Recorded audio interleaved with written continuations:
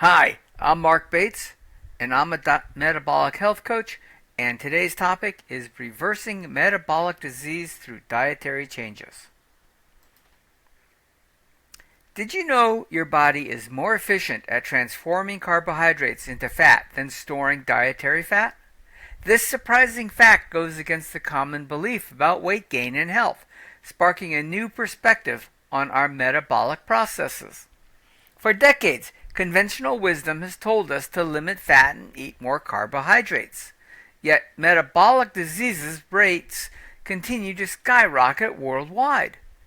What if our fundamental understanding of metabolism has been backward? Dr. Paul Mason, a sports medicine physician from Sydney, presents compelling evidence that insulin resistance, not dietary fat, is the root cause of our most common chronic diseases. His research challenges the conventional understanding of metabolism and disease. The root cause hidden in plain sight.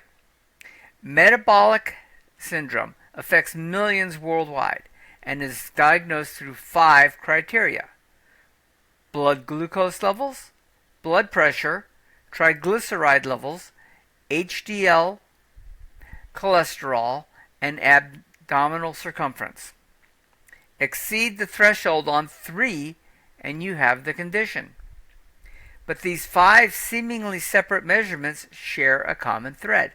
If you go back and look at each of these 5 diagnostic criteria for metabolic syndrome, they all relate to the action of insulin, Dr. Mason explains. Insulin resistant, as Dr. Mason's research reveals, is the root cause of metabolic disease, with each criterion reflecting insulin's compromised functionality in the body. Understanding this crucial role of insulin resistance empowers us to take control of our health. When insulin doesn't work correctly, your body compensates by producing more, creating a cascade of harmful effects. Blood sugar rises because insulin can't effectively remove glucose from circulation. Blood pressure increases because insulin tells your kidneys to retain sodium, drawing fluid. Triglycerides climb and HDL falls due to fatty liver disease, which is strongly associated with insulin resistance. Even central obesity, that stubborn belly fat, is primarily an insulin-driven condition. It's tough for the body to store fat if you don't have high insulin levels, Dr. Mason notes. People with type 1 diabetes who can't produce insulin literally waste away.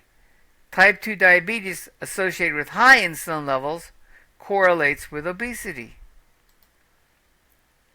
The carbon fat making machine. Many are unaware that our bodies can convert carbohydrates into fat through a de novo lipogenesis. Often overlooked metabolic pathway sheds light on why carbohydrate-rich diets can lead to significant fat storage, challenging the widespread belief that eating fat directly leads to fat accumulation. The liver is a warehouse, storing about 100 grams of glucose as glycogen. Once those stores fill up, excess carbohydrates transform into triglycerides. These newly created fats are then stored in your abdomen, hips, thighs, and liver, all under insulin's direction.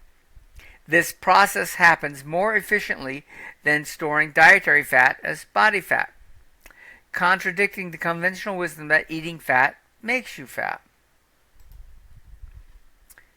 Reversing type 2 diabetes through diet.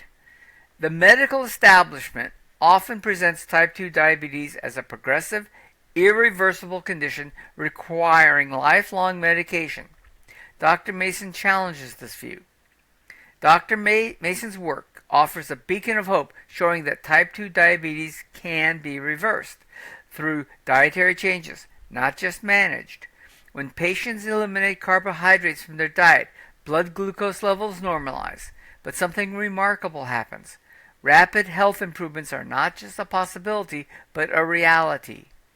The interesting thing is that it's possible to reverse insulin resistance, Dr. Mason explains. If you can reverse insulin resistance, then you can restore a normal ability to deal with carbohydrates that people used to have in their younger years when they were more metabolically healthy. Dr. Mason performs Kraft tests on his patients, measuring glucose and insulin levels over 2 hours after consuming glucose. Many patients who adopt low carbohydrate diets show restored metabolic function. Their bodies handle glucose normally again, even when consuming carbohydrates during the test. In those patients, I think it's safe to say you reverse their diabetes, he states, offering hope and inspiration to those struggling. This doesn't mean return to your poor dietary habits won't cause problems again, but it does challenge the notion that diabetes can only be managed, never cured. Beyond blood sugar, the brain connection. The implications of insulin resistance extend far beyond diabetes and obesity. Emerging research links it to conditions previously considered unrelated to metabolism, including dementia. Dementia is increasingly recognized as type 3 diabetes due to insulin resistance in the brain. When brain cells cannot effectively use glucose due to insulin resistance, they become energy starved, leading to cognitive dysfunction. The brain comprises only 2% of total body weight, but uses 20% of the body's energy. This metabolic intensity makes it particularly vulnerable to energy disruption. If there is any organ in the body that was going to be susceptible to a metabolic disease, it's going to be the brain, Dr. Mason notes. The solution? Ketones, produced when the body burns fat. They can cross the blood-brain barrier and provide energy to insulin-resistant brain cells. This explains why some patients with cognitive decline show remarkable improvement on ketogenic diets. A fascinating study compared ethnically identical populations in Nigeria and Indianapolis. Despite the Nigerian population carrying the highest rate of the ApoE4 gene associated with Alzheimer's risk, globally they experienced dementia at less than half the rate of their American counterparts. The difference? Metabolic health. Okay, real quick, if you can help the channel, I'd greatly appreciate it. Click the like button, subscribe, hit the bell if you want to get notified on every time we release a new video. Thank you. Okay, arthritis and inflammatory connection. Osteoarthritis, commonly considered simple wear and tear, also shows surprising connections to metabolism. Studies demonstrate that a 10% body weight reduction can reduce knee arthritis pain by 30 to 50%, far more than expected from reduced mechanical stress alone. Dr. Mason explains that fatty liver disease increases the production of matrix metalloproteinase, MMPs, enzymes that break down joint cartilage. When patients lose weight, their first fat comes from the liver. Even before you lose the pot belly, you're reversing fatty liver disease, he explains. You reduce the amount of fat in the liver, the body makes fewer MMPs, which means there's less breakdown stress on your articular cartilage. The result? Stronger, more resilient cartilage that better protects underlying bone, reducing pain significantly. Dr. Mason works with an orthopedic surgeon who finds that 30 to 50% of patients scheduled for joint surgery cancel after losing weight on a ketogenic diet. Their pain resolves without surgical intervention. Challenging nutritional dogma. Dr. Mason answers several long-standing nutritional recommendations. Salt restriction. The Australian Dietary Guidelines removed any upper limit for sodium intake for individuals in 2017, Dr. Mason notes. The claimed restriction benefits were minimal, only about 2 millimeter HT reduction in blood pressure. So a very minor amount of blood pressure. Fish oil supplements. A University of New South Wales study found significant oxidation in every commercial fish oil sample tested. Dr. Mason recommends getting omega-3 fats from fresh food sources like grass-fed beef and fresh fish instead. Protein and bone health. Far from harming bones, high-protein diets have been shown to help reverse osteoporosis. Bone is mineralized protein, Dr. Mason explains. 40% of the dry weight of bone is protein. Vegetable oils. These oils contain bonds prone to rapid oxidation.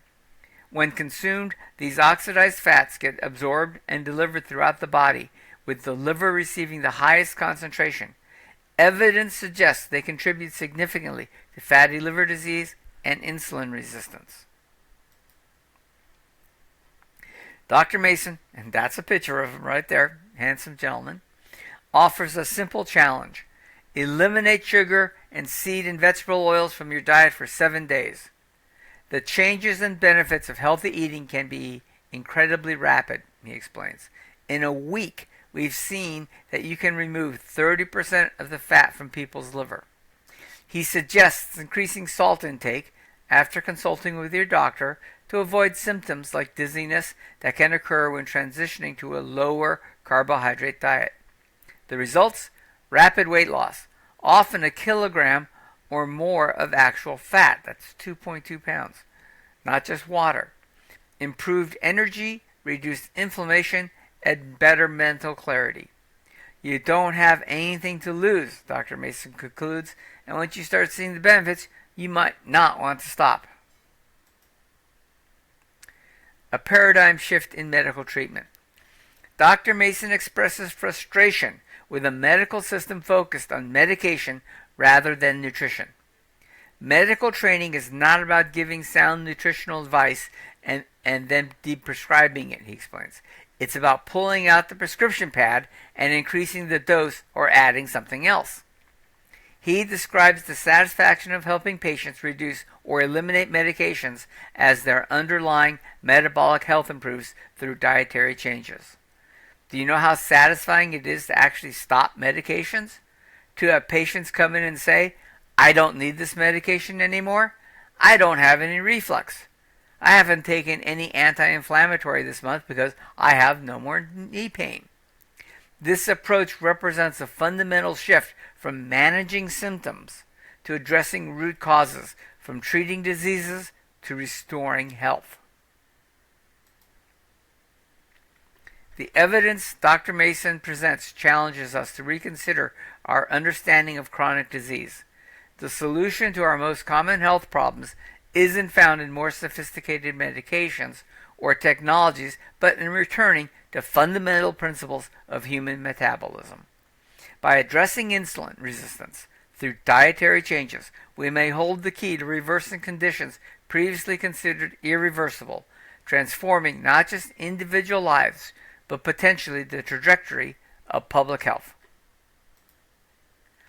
Thanks for watching. Please leave a comment or a question and I'll answer them. And if you have any opinion on what you'd like to see in the next video, let me know. Thank you very much.